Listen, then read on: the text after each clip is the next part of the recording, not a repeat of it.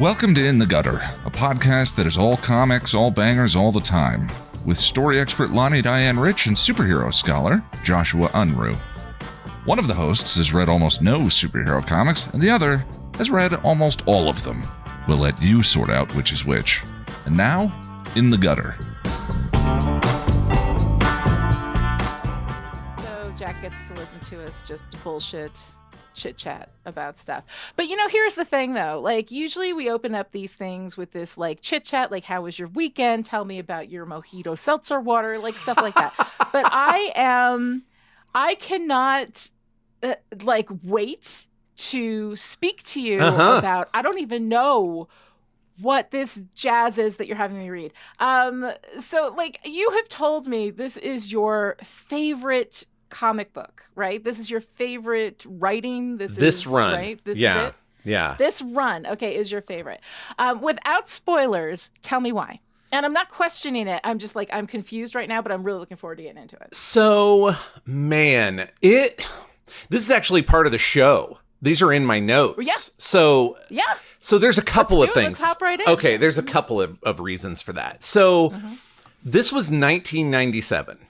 Is when this hit stands. And I mean, this is going to sound, some of this will sound like so ridiculously sort of almost contrived. It's like an origin story of Josh giving a shit about superheroes again. Cause I was kind of putting my boots on in the street in 1997. Like I've told you before, the 90s were a tough time. Once you decided you cared about quality, well, except in art. The art was beautiful, but once you decided you wanted cohesive narratives, that was not for you. So I was kind of on my way out. I was a Marvel guy, like for most, like I love Batman the animated series and stuff like that. But I mean, when it came to what I spent my money on, it was 95% Marvel stuff, and I'm sort of on my way out. And I see this cover, which we're going to talk about, but I see this cover on a spinner rack. I think this is seriously the last comic book I bought at a grocery store. And it just caught me because of this cover. And I was like, which is not even that interesting a cover, but we'll talk about it in a minute, because the little bit of DC that I had read before was like Justice League International. So I had a little Justice League brush. And anyway, this cover, for lots of reasons, grabbed me. I think this is my first Grant Morrison stuff, who is now my favorite writer of anything ever. Has just they came out as non-binary just like a year or two ago, but it's been 20 years for me, so I'm still just transitioning the pronouns. They have over this time become just like my favorite writer of anything, and I love almost everything they do. Even the old stuff that is that I don't like, I'm like, but I know why I don't. I mean, anyway. Yeah.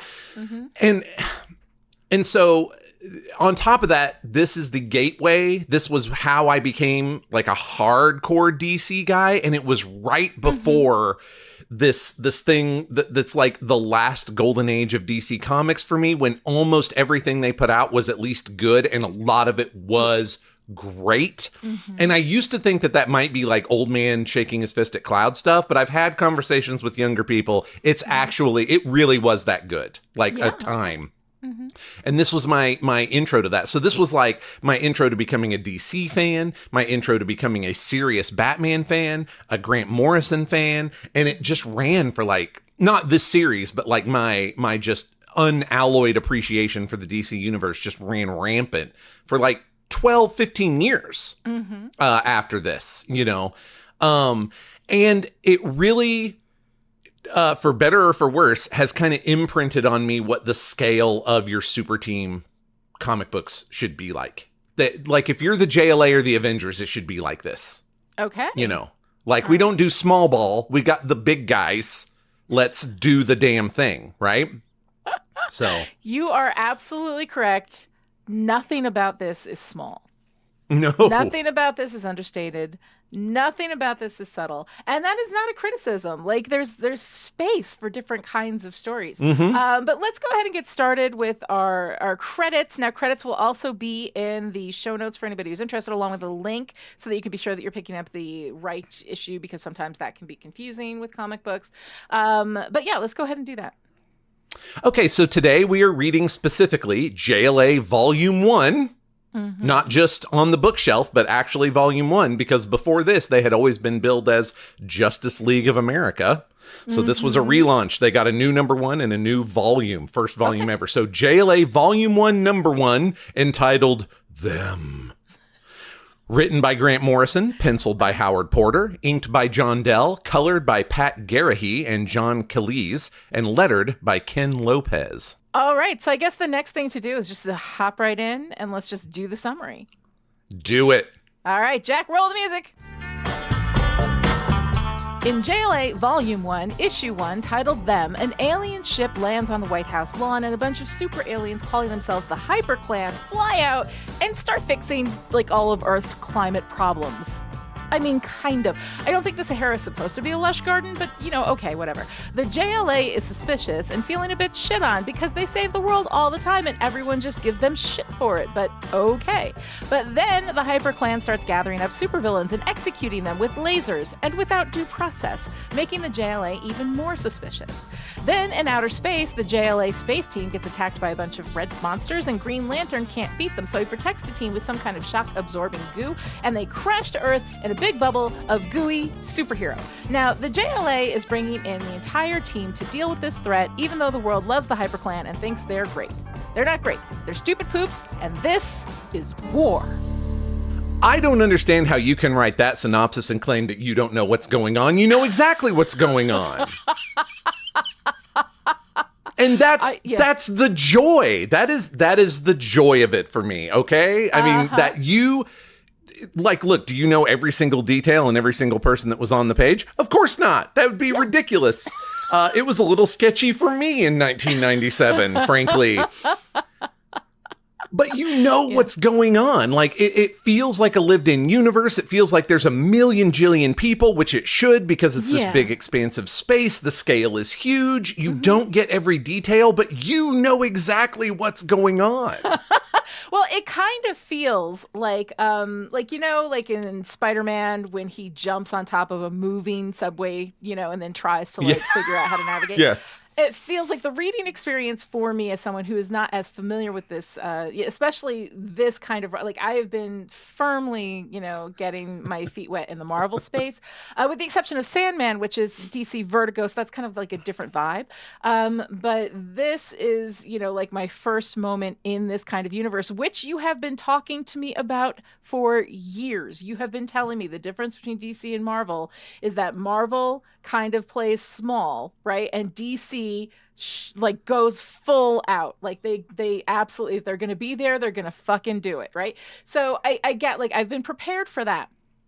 And I have to tell you, like, when we get into the overall, well, no, like the overall response, you know, for me on this issue is, like, it's not that I don't like it. You know, there are actually a lot of things that I like here, but this is like Neon Sign, super sour gummies, Carolina Reaper chili pepper, you know, wild ass Everclear shit, right? And I still haven't quite caught up to the scale of the universe and to, like, how all of that is working. So for me, I am just like adjusting, you know, my expectations were that this was going to be, you know, like a little wild. And this, like, went far beyond even those expectations. So it's definitely, like, I'm having fun, but I also am really kind of enjoying the fact that, like, I don't know what the hell's happening. I don't know why it's happening. I don't know what's going on, but I'm enjoying the ride.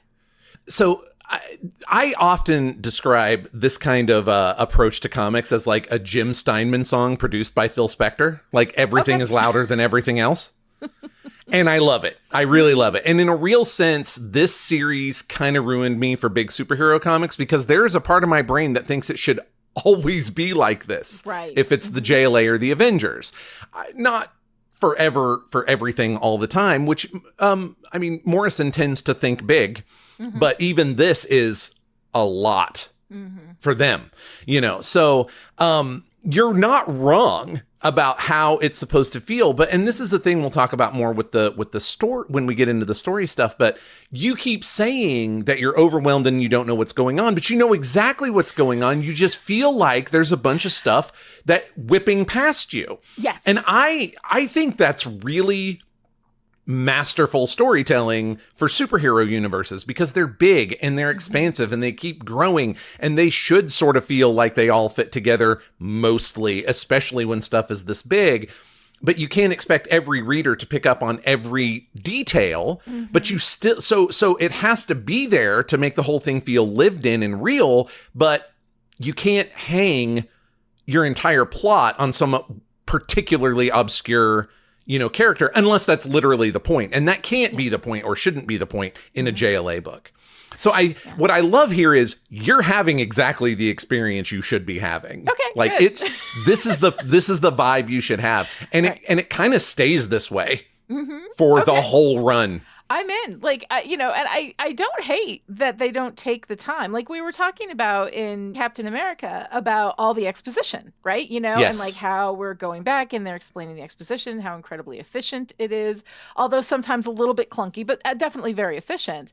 And here they're like, exposition, fucking get on the ride or get off. Like, this is where we are. And I don't hate it. Like, I've kind of like, as a writer, figuring out where I am with exposition, where I feel like it's necessary, where I feel like it is. And I think that writers overall feel like we need to explain a lot more. And one of the things that I'm kind of appreciating about Grant Morrison is that they are showing me how to not do that. Right? How do you not explain shit and just move through it and be like, get on the bus or get off? Like, there's something about that I actually really deeply appreciate and respect. And I'm looking forward to spending time in a world where that's happening. And I feel like I can learn a lot from that. What's really, when you say that to me, what's particularly fascinating is there are like 2 or 3 pages that are nothing but exposition. Really? But they do it. Yes. The news coverage. The news coverage, right? Like all the news coverage is to escalate the shit out of this thing in 2 or 3 pages without, that could have been under other hands 2 or 3 issues on their own, the stuff with the Sahara Desert. I was thinking about that. Absolutely. Yeah. But instead, the point is to get to a place where the Justice League needs to deal with the Hyper Clan, but doesn't necessarily have Earth on their side when they start out, right? Like that's where we have to get to. So you actually have 2 or 3 pages where you're, well, thanks to the miracle of it being a newscast, you kind of are shown and told. But it never feels like that because it's so relentless. Like it just feels like story, even though it's telling you things. It is telling, but it's doing it while See, this is the thing. It's never doing one thing at once. Yeah. It's doing two things. Because we are seeing this in the thing, but we are also experiencing it with, members of our, protagonist team. Yes. And we're seeing them have this experience and respond to what is going on. So while, yes, I think you're right. That is exposition. I didn't even realize it was exposition because so much shit is happening at the same time. And they're doing more than one thing at once, which is one of the things I always tell writers to do. Is like, use your time with your reader efficiently. Do not bore them. Do two things at once. You can do it, and it's a lot more fun. And I think that Grant Morrison is showing me my advice dialed to 11. And I'm getting to see how that actually works at that level. So I very much appreciate them as a writer. I think I'm going to enjoy this. I think you will. It's going to be a really different deal. And actually, this is probably the place that I first started using the phrase, tell your story punching, which is like the superhero version of tell your story walking. Yeah. Yeah. We're superheroes, damn it. Tell your story punching.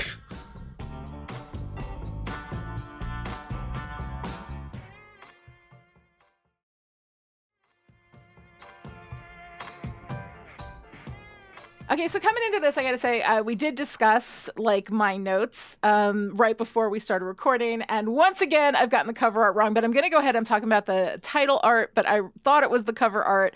And then Joshua's going to correct me. We're going to go through this whole process of figuring out what is cover art and what is not, especially because I use Kindle versions. And the clarity in the Kindle versions is not necessarily quite the way that that it is when it's like, in a print version or on the stand. But the cover art that I thought was cover cover art, which is not cover art, which is the title card art, is the Hyper Clan on the White House lawn with the title "Them" in fiery lightning strike letters at the top. We have Protex, the shirtless golden boy, who is the apparent leader, a silver mohawked dude in a Spider-Man kind of crawly stance, a woman in blue with white hair, a bald woman with pink skin and metal claw hands, a big guy made of what looks like gray stone, a blue dude who looks to be made of ice or water, a skeletal death-looking dude in a red mask and a white cloak, and an army tank with a face. And it's a lot. Yes. And I will talk about the breasts, the representation of breasts with these characters. But let's go ahead and correct how I got that wrong again. Okay, so I think that what we landed on is it's mostly Kindle confusion and not knowing exactly where the book starts, right? Yes, absolutely. So you can also be excused because the real cover of this first issue is not on its own merits super interesting. Like, I mean, this is a little bit like we talked about with Captain America. Yeah. That it's a pinup more than like an action shot. Yes. It will not stay that way. Like, for the most part, they will start to become much more like attention grabby sort of covers that's like of what's going on and thematic stuff and everything. Well, also in the Kindle version, they have the art, and I did find it. It's at the beginning. It's before like an interstitial page that is the art grayed out with some of the detail information over it, like the credits and everything. But it doesn't have, JLA at the top. It doesn't have the text over it. It just looks like a poster. So like it was confusing for me. But let's go ahead and talk about the actual cover art. It's basically a really great beauty shot of your 7 big guns of the DC universe who are going to be the core membership. And actually, they're going to be the only membership for a while of the JLA. There's something of a tradition dating from the mid-'80s of new JLA. Well, I should say new Justice League lineups, because this was also true for Justice League International and Justice League Europe. But new Justice League lineups get this is the new team cover. Right. And this is especially important for this issue because it was a reintroduction of the JLA with its membership being 7 big guns instead of a bunch of little triggers, which is a quote that somebody, I don't think that was a Morrison quote, but it was somebody at the time was like, we had a bunch of also rans. We loved them. But they had actually kind of had Justice League lineups that felt more like Avengers lineups, like they're just... not the premiere. I mean, remember I may have mentioned at some point that Avengers, like everybody's been an Avenger at some point. Like everybody's been on the roll call. And so you can get these kind of like backup characters almost as your main Avengers lineup. That's what the JLA had been for a while. Okay. And this was a big reintroduction. Like, well, why are our headliners not actually in our headline supergroup? And that was this. So they really needed to announce that. Big Starburst #1, JLA. This is the first time it's ever been billed that way, not as Justice League of America. And here are our 7 big guns. And it isn't super duper exciting, but like I say, there's a tradition. And for me, it really works. I mentioned it caught me walking by it at the grocery store, right? Yeah. And I think there's some subtle stuff going on here, relatively subtle stuff. Like they're all looking down on you. Right. And it's not because like the JLA is better. It's that the scale is such that like you're not operating on their level. Right. And you get that as soon as you open to the first page. But it's right here where it's like, these are our guys and they are all just going to be bigger than life. Well, yeah, and also and when I say I don't know what's going on, like I feel like this cover sort of backs me up because I'm looking at it, I'm like, all right, I know Superman, I know Wonder Woman, I know Batman, great. Flash, I recognize, like he's got the little lightning on his chest, all right, fine. Green Lantern was the one that I was like, okay, so who is the guy in the green mask? Because he's my favorite. We'll talk about that in a little bit. And then there were the other 2, and I was like, I don't even know who those 2 are. Now they are the Martian, what is his name? Martian Man? Martian? John Jones, the Martian Manhunter. John Jones, the Martian Manhunter. And then there's Aquaman. Yes. Who I do not even, looking at him, I don't even remember him being in the issue. He's not in this issue. Okay, that's why then. Okay. But so he is going to be one of the big 7 that's in the group. Awesome. So this is really funny about the Martian Manhunter because he, until recently, he is like the most core member. He has been a member of almost every iteration of the Justice League, but he's not the one who's known well outside of comics. Like there was a time not too terribly long ago, I got given like Justice League, the animated series DVDs for Christmas. And I start watching them with my son and my nephews like right away. Like, what? This is what we're doing Christmas morning. And my mom, who grew up, or I should say she didn't grow up, she had to deal with me growing up with all of this. And she comes in and she's just wandering through and she kind of stops and she's like, I know who everybody is except for the green guy. And it was funny to me because he's in every Justice League. Like he is the one you would expect. If you know about the JLA, you would expect, all right, we're going to start with the Martian Manhunter. Who else is in the squad? Right. But he's the one that you don't recognize him. My mom didn't recognize him because he's not well known outside of the comics until fairly recently. Like he's all the way in the back of this story. I mean, he is kind of like bringing up the back, which is a powerful position, you know, like he's bringing up the whole thing. But what's funny is that when I was over on Endless, the Sandman podcast, we were reading the Sandman comics, and Neil Gaiman did a lot of incorporating of other like DC characters and that kind of thing, especially in the beginning of those stories. And the Martian Manhunter was there too. And I was like, oh, who is this? You know, and I asked you about it. We talked about it a little bit. And so I got that little background. And then when I saw him here, did not make the connection. Like, I think I made the connection. And I was like, oh, that's the dude from before. But had I not had that, like, I don't think I ever would have really understood, you know, like who that is or what that, and I still don't remember, because, you know, I got to tell you, Joshua, like you have spent hours, countless hours educating me on comic book stuff. And I retain for the long haul probably like 15% of it, I would say, because there's so much that I don't understand. I don't have context for it. So I'm listening to it when we were talking on Listen Up A-Holes. You know, I would listen to it and I would be fascinated by it in the moment, but I would have no ability to retain it because it wasn't attached to anything that I understood. Now here we are, especially when you talked about like DC compared to Marvel and the DC characters that I didn't have any connection with. But I am absolutely fascinated by all of this. And I actually do have a question for you. Yes. You know, we just finished the Captain America run, which was like one of the things that I loved about it was this like deeply interior story that was represented with external, you know, conflicts. And we had a lot of punching and kicking as we need to have in those, but that we really were dealing with something that was very internal. The antagonist was living inside of Cap. And I think that that is really an interesting kind of thing. It was very, you know, it had a lot of traction for me. Like I really like that. Here we have a group story, which is bigger and all of that. But even Avengers as a group, my understanding, doesn't go as big as like the JLA. Is that not right? Usually? Not usually. There have been moments, of course, but I think the context that I gave you once upon a time was there was an intergalactic war in the Avengers that basically dominated the books for like 5 years or more.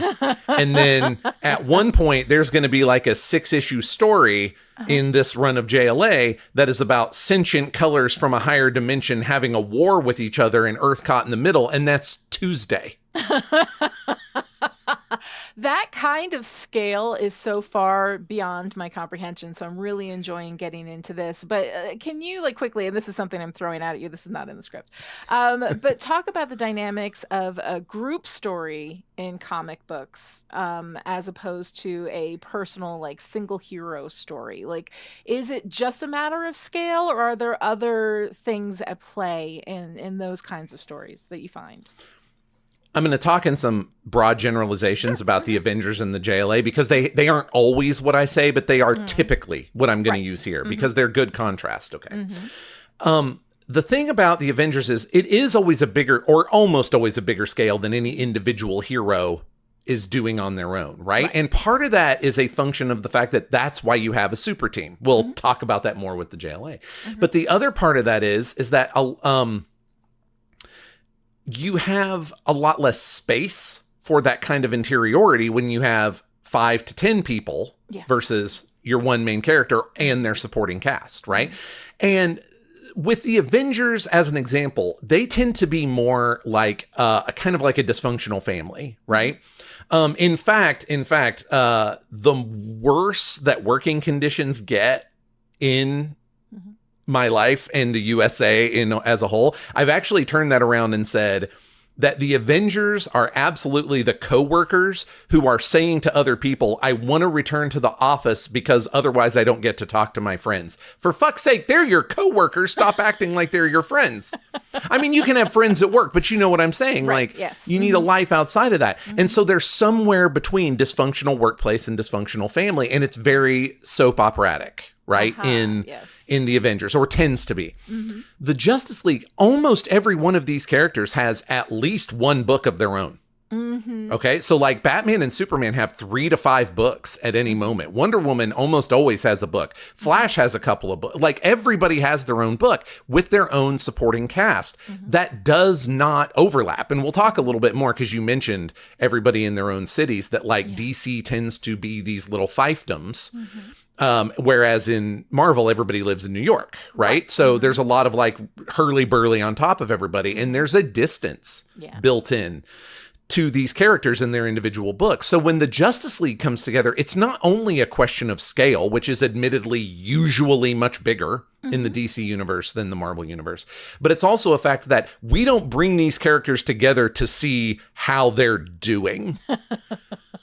We have a dozen books or more to see how they're doing. This is what they do when they come together, you know? And so it's somewhere between, I don't know, it's somewhere between like a best of the best sports team dynamic, you know, like dream team dynamic, and a workplace. Yeah, it's like the all-stars of, but they are just, there are people within the JLA who are friends or become friends, but they are not like together.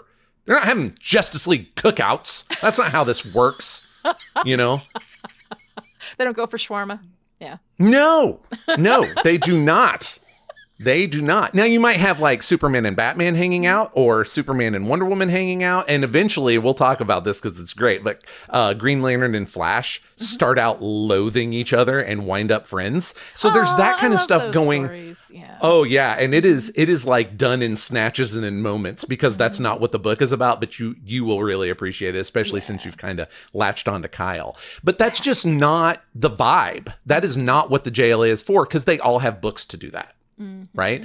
So it's both a question of scale and also a question of what are we here to do? And the question of what are we here to do is sometimes in contrast to what else are these characters doing? You know, like, I don't need a bunch of interiority from Batman and JLA. I have 5 Bat books.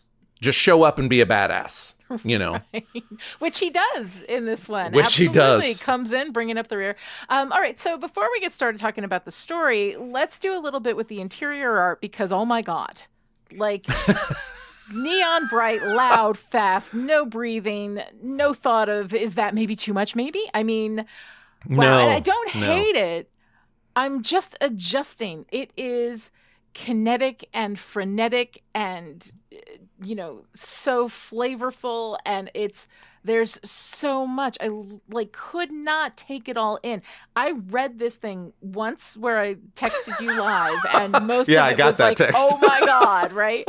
And then I read it 2 more times, and I still feel like I'm just, it's so fast, it's so much, it's so bright, it's so in your face.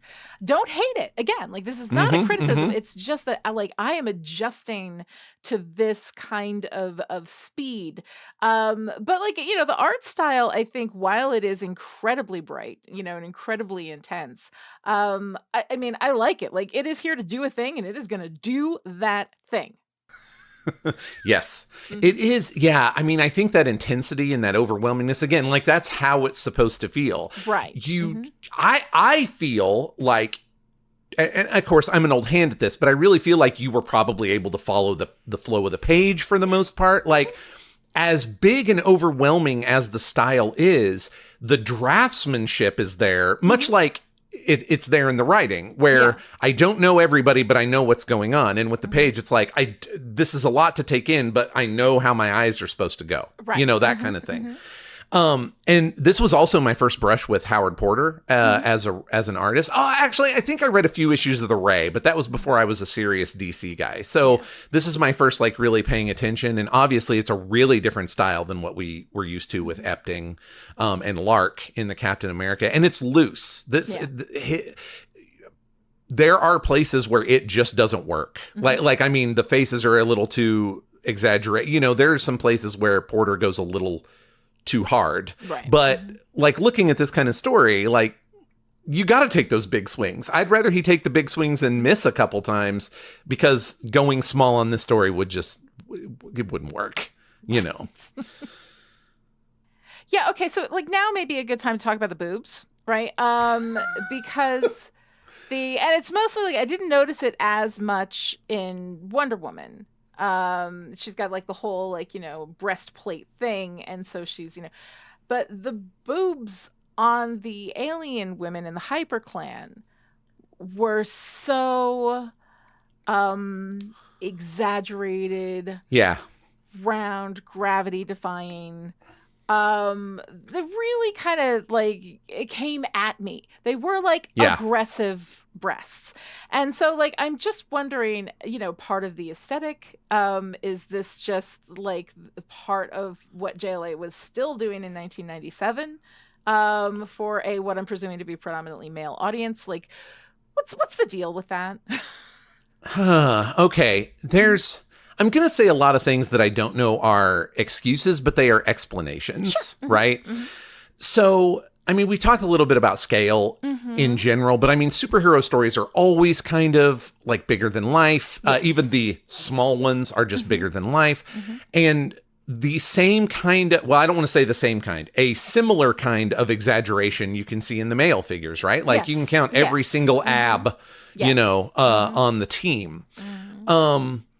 But you are dealing with the fact that this is a traditionally male audience that is traditionally dealing with a male gaze. I've done a lot of reading recently, actually, that like these huge muscular dudes are very much drawn for men, actually, because that is not necessarily what the majority, and I'm speaking in big, broad terms, but you know, that's not what the majority of women find attractive. Like you want somebody fit, but look at this guy, he's a roid monster, I'm not into it, you know. Seems to be you want a lot more like softer features, you know, bigger eyes. Like if you were drawing this to be the men to be attractive to women, they wouldn't look like this. Even the men are drawn to be attractive to men in a power fantasy way.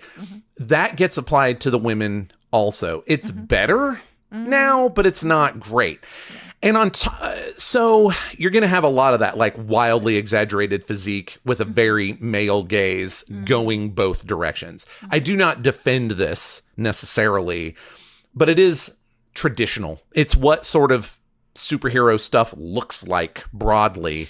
And this is doing so much other big stuff that they really want to give the superhero reader handles that they will recognize. So like as much stuff is going on this page, there's a lot of like traditional superhero stuff going on also, for better and for worse. Right. And here's the thing, like, you know, the way that I phrased that question came off like very, and the thing is that I find that I benefit more from these kinds of questions when I approach it with curiosity rather than condemnation. Like this is the reality of the culture that we live in. And I think that we need to look at it, you know, with a fair amount of side eye, but without that sense of, you know, righteous indignation about it, because this is what we've grown up with. This is like, it's exactly this kind of stuff, which is a huge contributor, not entire contributor, but a huge contributor to the body issues that I've had since I was very, very young. Right. So when I see stuff like this, I feel like it's important to question it. And at the same time, understand that the people who were creating during this time, this was often like went unquestioned. It went, you know, without, and when I say unquestioned, criticized. I mean, without critical thinking applied, not necessarily Right. condemnation applied. So these are questions that I feel like it's important for me to ask as I reset my expectations of what my body should be and how all these things, should work. And understand kind of the forces at play, because that curiosity benefits me a lot. And when I apply that curiosity to the things in stories that will affect me or trigger me or whatever, that is an incredibly valuable thing for me to bring to my therapist. So it's always really good to approach these things with curiosity, while at the same time understanding that the creators who were working at this time did not intend harm, but they were working within a cultural milieu that had influences at work that they didn't even recognize, So whenever, like, I need to look at these things, I need to ask the critical questions. I feel like that's part of my job, and it's also part of what I need to do for myself as a person. But it is with curiosity, not condemnation. I just kind of wanted to get a sense for like what that was actually about. And I'm really, interested in that answer, which, applies the male gaze to men as well, because I feel like men are also, get a lot of harm from this kind of representation as well. Yeah. So, I mean, we're all in it. We're all part of this. I'm not condemning anybody. But it was a question that I was interested in, because those boobs like really just were coming at me. It was like a 3D thing. And I was like, wow. I want to say also, keep an eye on your main characters. It's not that they're going to have less aggressive bust sizes necessarily, but Wonder Woman's going to be in almost every issue, and she is incredibly important. Like, they talk about Batman, Superman, and Wonder Woman as the Trinity of the DC universe, right?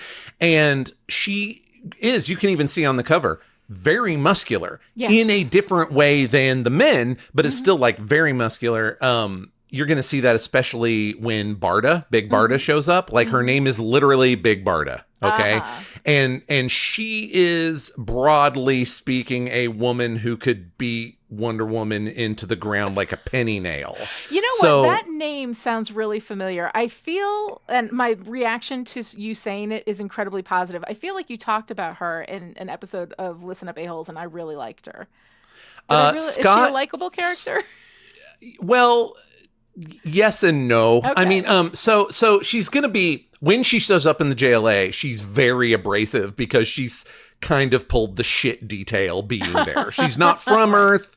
She doesn't want to be there. She's another guy's babysitter and did not want the job. And, but generally, yeah, she's great. She is actually my, half of my first Jack Kirby tattoo, because she and Mr. Miracle are the greatest love story of all time. I will hear no arguments. That's what it was. I remember you telling me that story. That's what it was that I wanted to read that. Okay, yes. So one of these days I'm going to absolutely want to read that.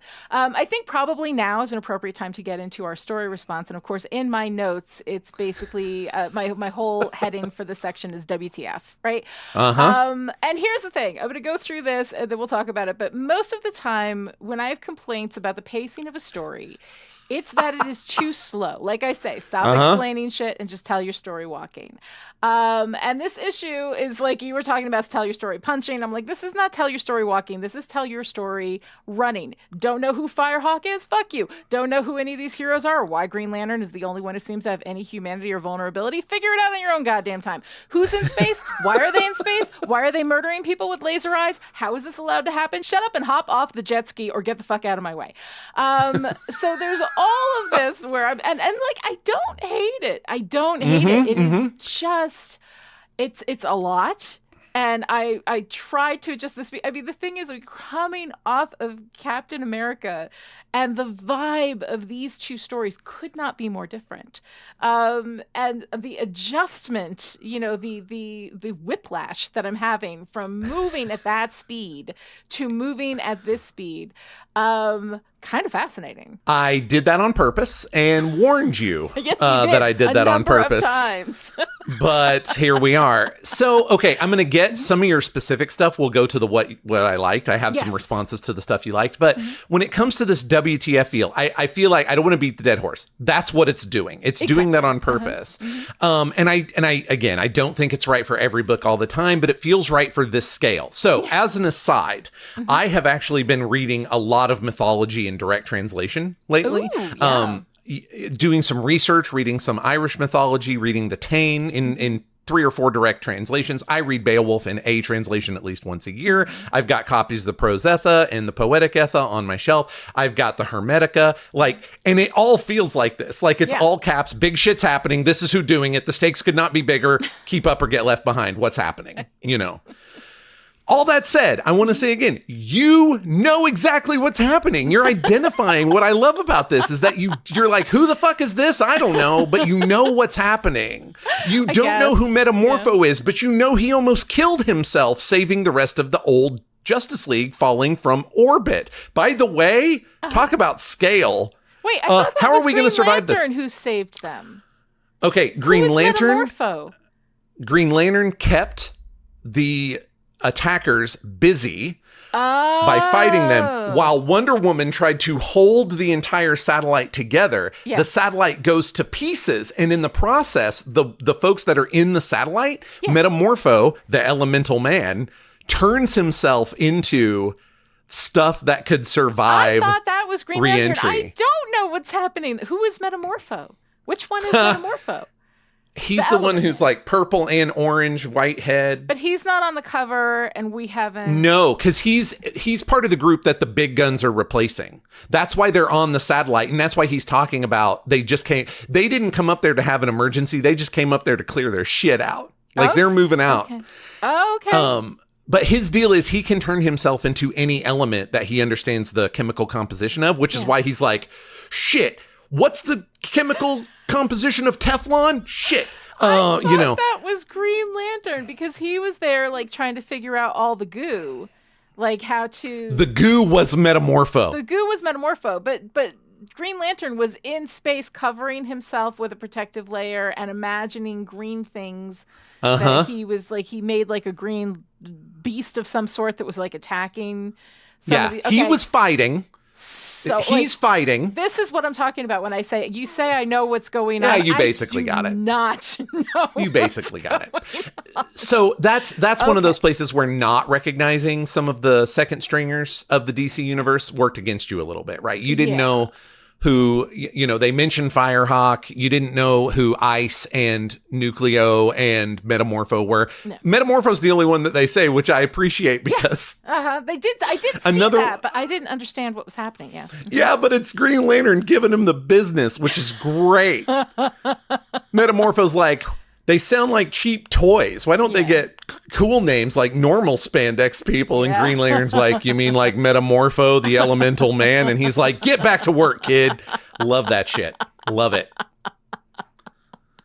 Well, so that's where those details lose you a little bit. But as far as the big movements of the story, like you knew that that the JLA's headquarters is destroyed, and that's bad, and that the HyperClan did it, but they're saying they did. By the way, how much do I love the fact that Superman's like, so I had a conversation with Protex and he said that the HyperClan had nothing to do with it. He's lying. Yeah. Like, they don't show the conversation. They show they don't explain how Superman knows. It's just because it's not important. The important thing is he's lying. We know it. Let's, continue on. Like, that kind of economy of storytelling is, I'm into it. I mean, it's, like I most of the time, when I talk to my clients and I give them feedback, I'm like, you can move this faster. You do not need to, and like this is, and I love this because this is everything that I have been like, probably not on the scale or at this speed, but like I am always telling people to speed things up. So now I know what's at the end of this scale. Like what is at the top of this. I finally have a top speed for scale on this. You're not wrong. Idea of how quickly you can tell a story and telling your story walking.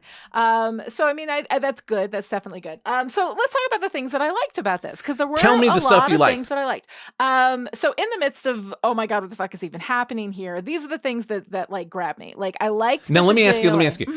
Yes. Do you want me to respond to each one, or do you want me to wait until you get to your list and come back? Individually. Let's do it one by one. Let's do it point by point. All right. So first point is I liked that the JLA is saving people's lives and taking shit for it. Like the lack of. Okay. there's a mixture here. There's a lack of gratitude in general with the people who get saved, and I think that tracks pretty well to like what actual life is like. For the people who are actually out there doing the good work usually get shit on for it, and that does happen. At the same time, considering how often in these stories we see, for lack of a better term, because it's a terrible, shitty term, a lot of collateral damage. A lot of innocent people die in the process of these big wars between these, super people. And I can understand why the average person is like, I just want to get a hoagie and go to work, and I got shot at by lasers. Like, what the fuck, right? So I get that. But I do really like that the JLA is there. They're all like, oh, something is hinky here, and everybody in the world is like, no, I buy the bullshit. I like the bullshit story because the bullshit narrative is easy for me to understand, even though they're terraforming the Sahara, which was the moment where I was like, oh no, these guys are no good. You cannot fucking do that shit. So that's one of the things that I really like, is that they're doing the good work. They know what's up, and they're getting shit on for it. Feels like it tracks. One detail that you might have missed, because it happens right at the end, and you're not quite ready for Batman to always be the guy who shows up and says, by the way, this is what's happening. Yes, exactly. But we establish that right here when he says, hey, Superman, can you see microwaves? And there's mind control being broadcasted all over the earth, like low-level mind control. And Batman figured it out. Yeah. Yeah. So that's part of the immediate shitting on the JLA, but it's not all of it. You're right. Like, there had to be a foundation to build that on. Yeah. So what you're hitting on there is very much a big part of me shifting from superheroes as cops to superhero as firefighters, because first of all, ACAB forever, but also let's save lives. Let's manage emergencies. Let's, keep people safe. It's right. Do we have to fight sometimes to do that? Yes. But what we're really here to do is keep people safe, save lives. Right. And the JLA in the superhero space is kind of the pinnacle of that in my mind, because you're looking at characters like Superman, who that's their whole deal. Like, it's the never ending battle. And you're looking at Mark Waid was a writer who put these words in Superman's mouth, saying this to Batman, is when you scrape everything else away from what Batman is, you just have somebody who doesn't want anyone else to die, and Wonder Woman is a peace ambassador, like, that's what they do. They save lives. They keep people safe. And but it's hard and not great. And it's going to be a while before we get to it, but there is very much a through line through all of Morrison's JLA stories. And there is going to be a moment way at the end that I want you to be on the lookout for and contrast it with this. Okay. And how quickly these people were ready to toss the JLA aside for the HyperClan. Oh, very fun. There are bookends to that thing across years of storytelling. Yeah, man, awesome. You're going to be into it. That's awesome. All right, so another thing I liked, I really liked that Superman came in and he was like, all right, let's all chill our shit down. Let's just talk to these guys and see what's going on. And then he's like, hard fucking nope. He gets to know them first. He gives them a chance, and then he's like, hard fucking nope. So Superman, I guess there's some, and again, this is my, exposes my lack of experience with the original source material. But Superman always seemed to me like a stupid pretty boy. And that may be because, there is, again, I know we're not going to have the argument about whether somebody can be overpowered, but Superman does seem to me overpowered. He can do everything. He can fly in space. He's got laser, like all this kind of stuff. And so for me, that feels like too much, too handsome, too perfect, too blah, blah, blah. But what I like in this is that Superman comes in, he's calm. He's like, let's see what's going on. Let's observe for a second. He observes for a hot second. He's like, fucking no, these guys are bad news. And then is like, calm in his approach to like, how are we going to handle this situation? He doesn't just fly off and start punching people in the face. He's like, we got to handle this situation. We got to figure out a plan. We got to gather everybody together and think about what we're going to do and actually make a plan. Really, really liked that. Yeah. So if the JLA is the top of the pyramid of superheroing, Superman's the capstone. Okay. Mm-hmm. And Morrison has big Superman feelings, which is just starting to get polished at this point in their career. Mm-hmm. But it's really important, that he be the best of us. Yeah. Which doesn't mean perfect, but it means always trying. So like even at the very beginning, he says, guys, those are just guns that you have, and maybe you should put them away until we know what we're dealing with. Yeah. Right? Mm-hmm. Right from the jump. That's his job. And Superman is going to continue to be in that space. And there are going to be a couple of times when he overreacts, and it will be called out. Oh, so yeah. I don't mind him not being perfect all the time. But I do like when the text understands. First of all, that this isn't okay. And second of all, there's probably a reason why he's acting that way. Like, it's a nice thing. And I like that even, as funny as it is to say in context of this comic, that's a little bit of subtlety there in that character work, which I really, really enjoy and appreciate. I also kind of love that everybody's in their respective cities, feeling both threatened and also knowing that this is not how superheroes work. And so we see this, I love this hint of expertise, right? There are things that with expertise you can look at in a second and you just know it's wrong. You may not be able to articulate why it's wrong, but because you have the expertise in that area that something is amiss, right? And so here we have the entire world, and as we discover later, like you said, there's mind control, but the entire world is like, oh my goodness, these guys are wonderful. Look at all the stuff that they're doing. Isn't this great? Blah, blah, blah, but all of the superheroes are like, not good. This is not a good, I don't care what the news is saying about this being good. I am not buying that line. And everybody universally has the same response because they know what it means to have power and they know what it means to use it judiciously. And they know that the ways in which these people are using that power is not judicious or is, judicious, but toward a goal that is not beneficial to the people of Earth. Yes. So I really liked that we had that over and over and over again. Boom, boom, boom, boom. This is not okay. From all of these guys, while all of the bombast is happening with the HyperClan that's just going around the world, fixing shit, right? Supposedly.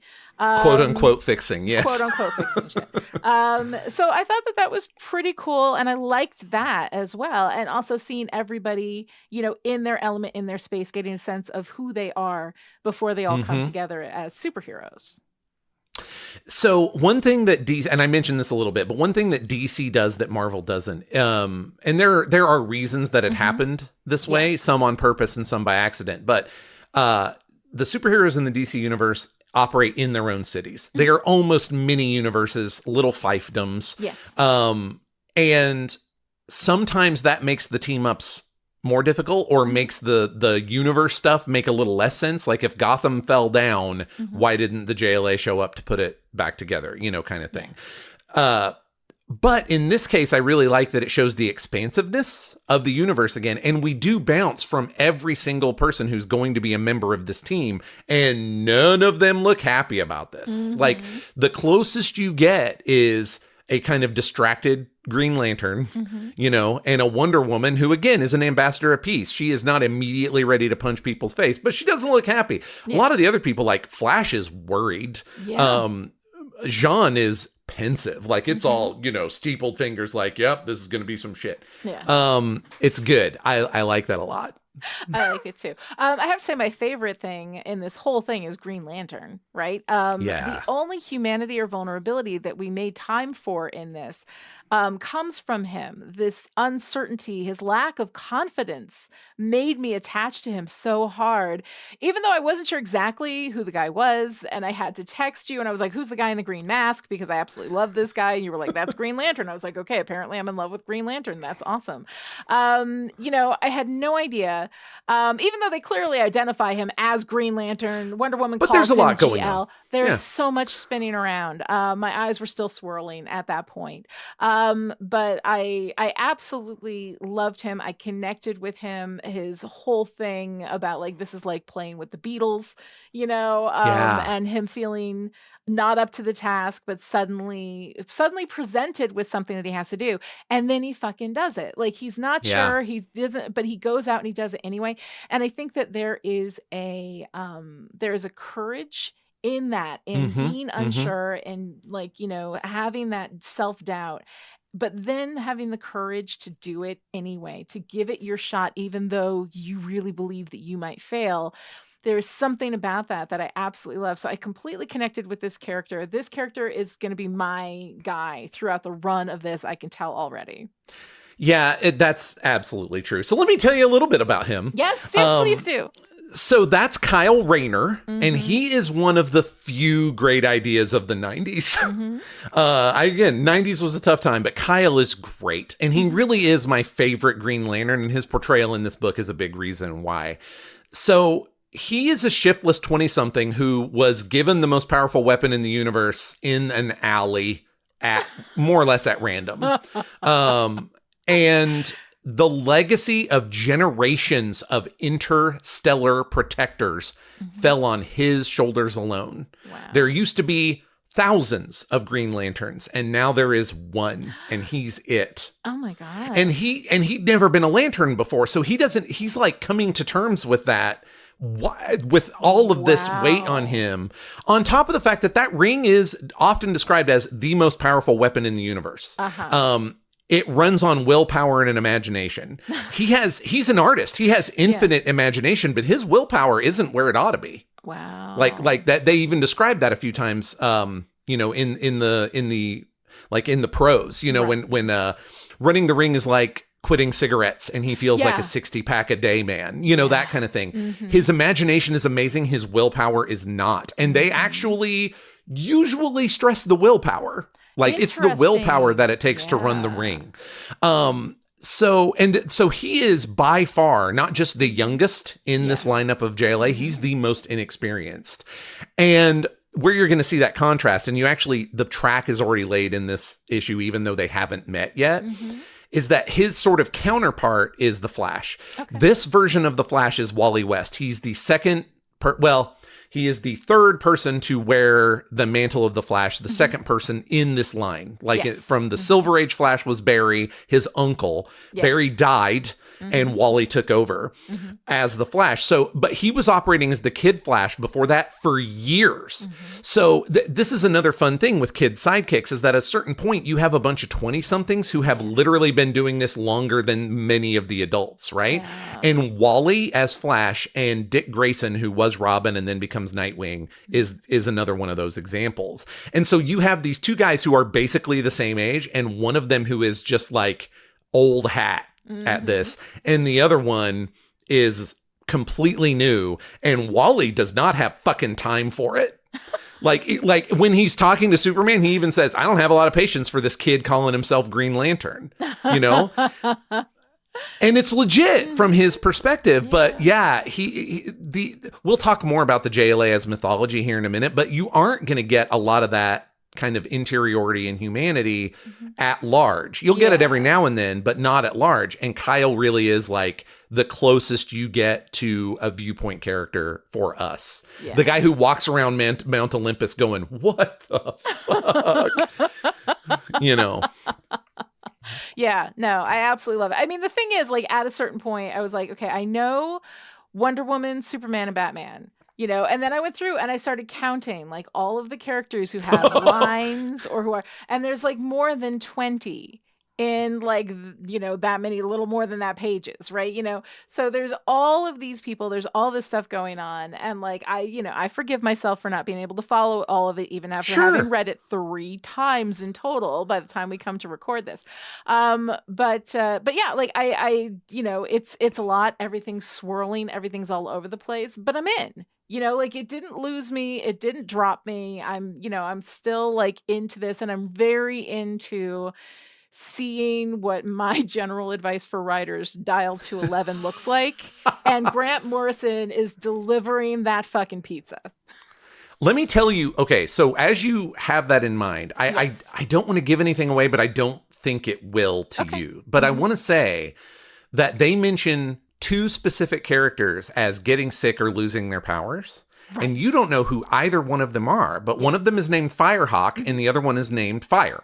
Like Fire and Ice are kind of a duo within the Justice League, right? So you see Ice on panel, but Fire is missing, and they call that out specifically. Everything's dialed up to 11. You don't know who those people are, but you see that Fire is in both of their names. And there's a point here in a couple issues where you're going to go, oh. Okay. So why be open talking about Firehawk? And they don't even know. They're like, we don't know if it's a man or a woman. We don't know what gender this is. And I was like, okay. And then later on, I believe somebody identified them as she for Firehawk. That's definitely Fire. Yeah, Fire is definitely a she. Okay, I can't remember which Firehawk was in action in 1997. I'm sorry, but no. You know what? Forgiven, right? I've read this 3 times. I still don't know what the fuck is happening. But it's gonna matter. It's going to matter. Like those are clues. They're not huge clues, and even somebody who knows those characters could cruise right past those 2 mentions, because the whole point of, again, doing multiple things, the whole point of that Firehawk interaction is that nobody knows who the fuck Firehawk is. And then when Ice says Fire is sick or something, she couldn't be here, you're like, well, of course, they've been in the JLA for the past, handful of years, and they're like a duo, the 2 of them. So of course Ice is mentioning when Fire, you just cruise past it. Even I was like, all right, whatever. And then in a couple issues, you're going to be like, oh shit, that was a clue. And it's, it's doing multiple things, and that scale is no excuse for not laying track for your revelations. Well, I mean, that's the thing. That's my experience in comics now, is that everything matters. Nothing is thrown away because you have to have such efficiency to tell a story. Like, there's no moments that are just there because everything serves a purpose, which speaks to my little writer heart, because that is what I always want people to do, is to everything should have a purpose. Use every part of the pig. All right, so let's go ahead and talk a little bit. As we're talking about like this incredible efficiency, Grant Morrison does feel like a writer who was built specifically to delight me. To delight you? To delight that's me. exciting. I think so. That's exciting. That, like, all of these things that I tell writers to do, Grant Morrison is doing on a scale that is beyond my comprehension. But I am super appreciating it. So let's go ahead and talk about this writer. So I the main thing I want to point out before I get personal with it is the contrast here. I mentioned Brubaker does all of the same stuff. We talked about literally the same techniques, right? But it's a different kind of story, not small, but more personal, more close, more claustrophobic, more espionage than big picture. But it's the same techniques. Like it's the same. No scene is only here for this one thing. Yeah.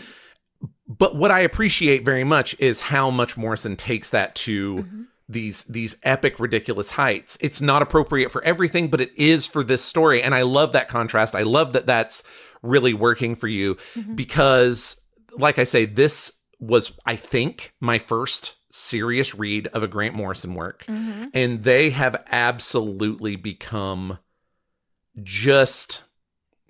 I don't think I can explain the impact that Grant Morrison's work and approach has had upon my appreciation for superheroes and how I approach storytelling, honestly.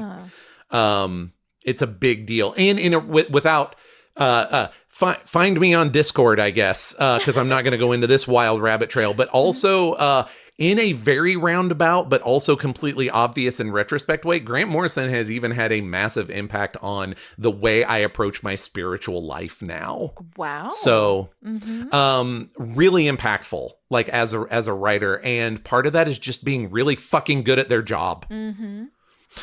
So I wanted to hit a little bit about what it was like for me personally, but also readers at the time. Like I mentioned before, the Bucky reveal in Captain America being completely never a thing we could have foreseen. Like it was a nuclear blast, right? Like in the Captain America comics. This was like that for the JLA and for the DC universe kind of at large. I was kind of tired of superhero comics in 1997. I was kind of like walking around the party saying goodbye to everybody and looking for my coat. Yeah. And I found this on a grocery store spinner rack, and which I think is probably the last time that I bought a comic book at the grocery store was this. So wild to me. And this book made me a Morrison fan, made me a DC fan just before that DC golden age was going to hit, where everything was really good. This run, we will get to it eventually, gives birth to what is still the greatest line-wide crossover. DC 1 Million replaced every single book DC was putting out in a month. And it hangs together. It's tremendous. It's just my favorite superhero comics by my favorite writer at the favorite time to be a superhero fan. And while that's really specific and personal to me, it is not... If I'm having that experience kind of turn to 11, the rest of readers were having it kind of turn to 7 or 8. Like, I was not a unique snowflake. I was just really having it even more. And part of that approach, because I mentioned JLA as mythology, right?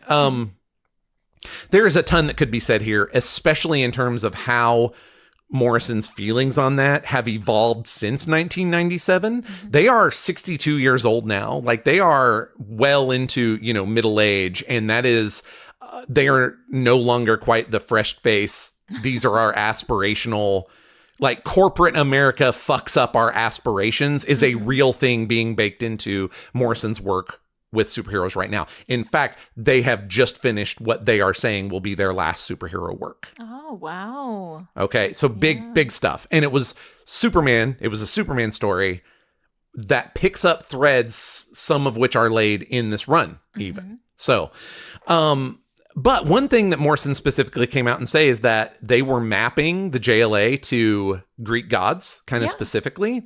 So I don't want to take too long with this, but let's play a little game. Some of these are really obvious, I think. So, like, who do you think Superman's supposed to be? Hercules? No, Zeus. Like, he's in charge. He's the right? Okay. Zeus is a sky god. Like, you could absolutely make a case for like one of the Greek sun gods, but the sun gods weren't really as important as Zeus, who was just a general sky god. But he was also a lawgiver, for better or for worse, but he the was moral also compass. An asshole, though. Like, yes, let's put a pin in the fact that all Greek gods are assholes, and we hope the JLA aren't. Right. But as archetypes, Okay. right? Like the sky god, lawgiver, most powerful, kind of thing. Batman.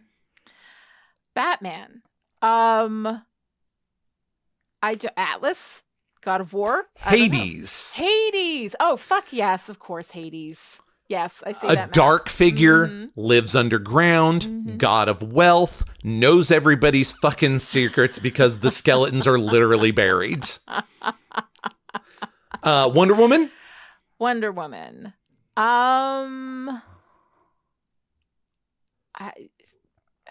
Athena. Good one. Very good one. Athena is a really on-the-nose guess. I think it's very good. Like, goddess of war and wisdom. Or right? Diana the Huntress. Her name is Diana. Is that? We get a literal huntress later. So, all right. Yeah, put that, like, that's actually her superhero name. So, that's more in that space. The other one I really like for Wonder Woman is Aphrodite, because while she is very wise and is able to kick all the ass, she's an ambassador of peace. Like, the Amazons live in peace. Like, that's their deal. We don't fuck with dudes because dudes start wars. We don't start wars, right? And so the idea of, like, as a goddess of love, love it. Okay, Flash. Flash Thor. God of Lightning is the only thing I think of. Who's Speedy? So he would be a Norse god. Achilles. Hermes. Okay. Yeah. Winged helmet, winged shoes. There you go. Messenger of the gods. Wow. Existed in a liminal space, like was always on the move, right?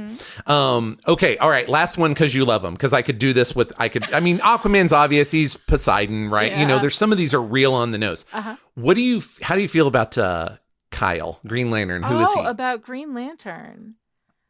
Who would Green Lantern be? I seriously have no idea. He is a stand-in for Apollo, who is the secondary god of the sun, more like a god of light, which again, all of the Green Lantern creations are made from light, like from plasma. Well, lantern, there you go, sure. Right. Apollo also big about imagination, like the Oracle at Delphi was his... he was the patron of Delphi. So like that kind of insight and creativity and the madness that creativity can bring is a little more Dionysus. We'll get one of those. But, in this space of like creation, life-giving, light, and imagination is Green Lantern. And you can do this with everybody and a few more as they join. Yeah. Really interesting. Yeah, I mean, clearly my knowledge of both superheroes and Greek mythology is not extensive. Well, you'll be shocked to know I think there's some overlap there, and I've Yeah. also been doing various mythologies since I was, tiny. So Yeah. everyone's forgiven for not having wasted their mental landscape like I have. I don't think it's But, a waste. It's benefiting. Your misspent youth is absolutely benefiting me greatly because I've been able to learn so much about this stuff by working with you. So where that comes here is I want you to keep that in mind, because again, you don't get a lot of like that interiority and humanity in mythology because they're not human most of the time, right? And so there's going to be an element of that in the JLA, and it's on purpose. It's not like Morrison is unaware that you need personal hooks. Look, here's Green Lantern. He lets, that's really the like personal hook humanity mule for a long time, So Morrison's not unaware, but they're doing something else with these characters. And it's not just, can we play a mapping game? It's very much a, how does this affect the way that we tell these stories?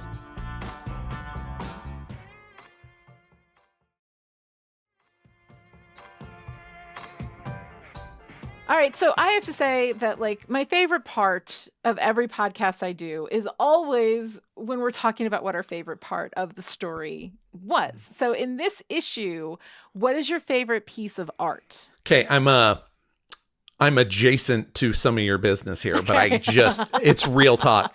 The 2-page spread of Green Lantern fucking everyone up and rising to the challenge. Like the art, the 2 pages across, like the whole thing like flows through there. The narration is very present, but it doesn't kind of overshadow the action. I mentioned the running the ring is like trying to quit cigarettes, and he's a 60-pack a day man. Has stuck with me forever. The phrase, he thinks green thoughts and his thoughts become things. That's one of those things, like I think about that once or twice a month. Wow. Like I just think about that line because it sums up exactly what he's doing. And how the ring works. So like, you're like, how the fuck does Green Lantern work? He thinks green thoughts and his thoughts become things. That's how it works. I mean, I think that's interesting psychologically too, because I think that a lot of the way that we think shapes the way our lives, pan out. Yes. What happens, because of the way that we think. And so changing the way that you think can literally actually change your life entirely. And so I think that that's kind of a neat, metaphor. Pretty cool. Pretty cool. I have to say, for me, like that last panel where Batman is coming at us saying, this is war. We're done with this shit. I'm not fucking around with these people. I do not have the kind of time or patience for this. And he is just going into it. And I got to say, like, I think Batman is probably the DC hero that I enjoy the most. I think there's something in his darkness, in that like kind of grungy sort of feel to the character that I really, really enjoy. Everybody else in DC has felt, for me, a bit shiny, and I think a lot of that reflects my lack of experience, deep experience with these characters. But Batman being like, when as soon as I saw him coming on the page and he was like ready to fuck some shit up, I was like, oh yeah, I'm gonna enjoy that. The thing about Batman in this particular run, this is actually the beginning of me really becoming a Batman fan, honestly, is that you're not going to get as much of that grit and human level stuff with him because he's got to be able to run with the JLA in this, right? So is he punching people like Superman is going to be able to punch people? No. And it's not like everybody else is an idiot. They're standing in that room going, this is some fucked shit. But he's the one who shows up and is like, incidentally, there's a bunch of fucking mind control. By the way, this is an invasion, kind of thing. You're going to get that like hyper competent, very self-possessed, very self-assured, there'll be a moment when it's like, we're all doing the thing. Where'd Batman go? And Superman's going to be like, Batman is taking care of Batman shit. And people will be like, do you know what his shit is? I do not. But I trust the man to be a fucking professional, so let's all go do our shit. He's not the best team player, but part of that is because, it's like, none of us know what's going on like he knows what's going on. And to have him just show up at the very end and just be like, it's war, people. It's beautiful. I keep your eye on him in these first 4 issues. Oh, I'm going to be really Yeah. excited to hear your response to the Batman that exists in this space. Yeah, I'm looking forward to that. Absolutely. All right, what's your favorite part of the story? Honestly, it's the relentless escalation that happen. Like, it just keeps ratcheting up on every page all the way until the end, up until this means war, you know? And it does it so well and so seamlessly and so technically proficiently, you didn't even realize you were being exposited at. Yes. No, it's amazingly done. And that's because they're doing more than one thing in every panel. They're doing at least 2 things in every panel. There is not a breath in this that is wasted. And that does tend to give you that sort of like whirligig, relentless feel. But that's part of what this is doing deliberately. And so like Yes. I like it. Like these feelings of just being overwhelmed by it. When you're working with a writer and writers and artists who understand that that's exactly what they're doing to a purpose, then that's great. I hate that feeling when I feel like I don't trust the people telling the story yes. to guide me along, that they might just be, doing this because they don't know what else to do. But in confident, hands, that kind of feeling is not necessarily a bad thing. Like my overwhelm at everything that is in this that is dialed to 11 is not a bad thing. Like I don't have a problem with that. I think that it's really, really interesting and it's a new experience for me. I haven't had this a lot, most storytelling moves a bit too slow for me. But I'm actually really enjoying being given exactly what I asked for, and let's see how you do, Lani, right? I feel like the Captain America stuff moves like exactly the speed of Lani. Yes. But this one is asking you to hold on a little tighter, I like be it. a little bit by your fingernails. But like because, and this is not because I'm so clever, but because of what the remit of this show is that I can say to you, it will be okay. We're only doing the bangers. You're in safe hands, which lets someone like yourself who's really, really focused on it, instead of being like, oh, this is all like slapdash to cover up the bullshit. Right. No, it's actually doing the thing. And so, every page, it gets more. And sometimes in more bombast and sometimes in more subtle ways. Like you mentioned, the page of everybody just reacting to the newscast. So just relentless escalation. Buckle up. Doesn't really slow down. It low-key escalates between arcs. Oh, the next arc will be bigger, and the next arc will be bigger. How do you go bigger? Like, when you've gone this far, and this is one of the things, like when I teach writing, I often, when I talk about escalation. Escalation can be a thing that can be confusing. It's like, well, we've done this, we've made it worse. How do we make it even worse? How do we make it even worse? How do we put more pressure on? How do we do that? And part of that is, like moderating your escalation. Like you can escalate in little clicks, like the roller coaster going up, like click, click. And this is like, hi, you're in a roller coaster and it starts to click, and then somebody lights a jetpack at the back of the roller coaster and the part that you're in goes flying out of the amusement park into space. That's a DC escalation. Yep. Yeah, it's especially a JLA and Morrison escalation. Yes, absolutely. All right, Lani. I know that you appreciate my favorite part, but I'm desperate to know, again, because I edged up to it. What is your favorite part?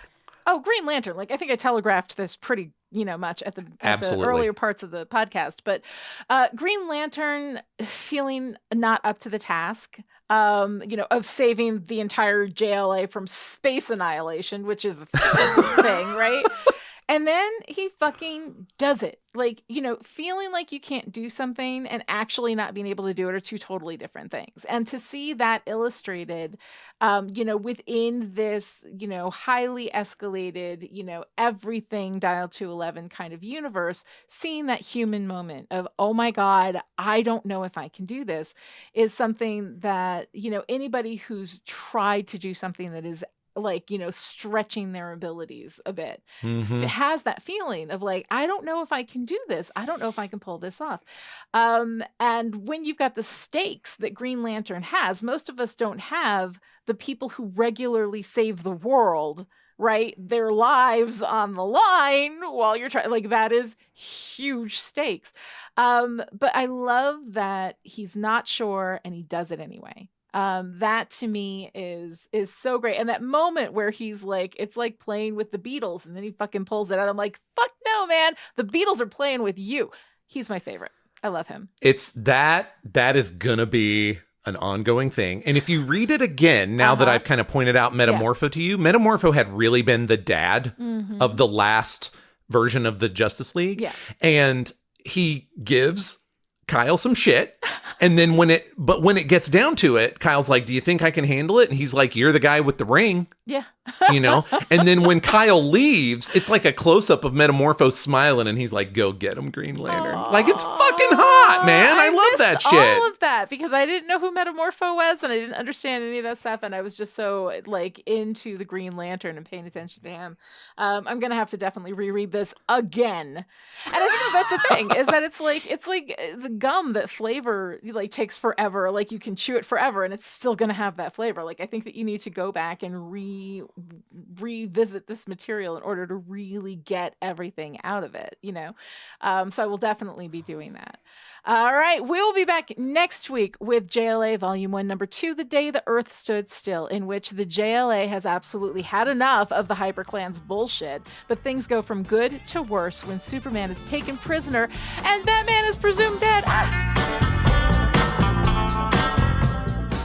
Thanks for listening to In the Gutter with Joshua Unruh and Lani Diane Rich. If you enjoyed this podcast, please consider talking about it with your friends, leaving a review somewhere, or supporting Chipperish Media, patreon.com/Chipperish.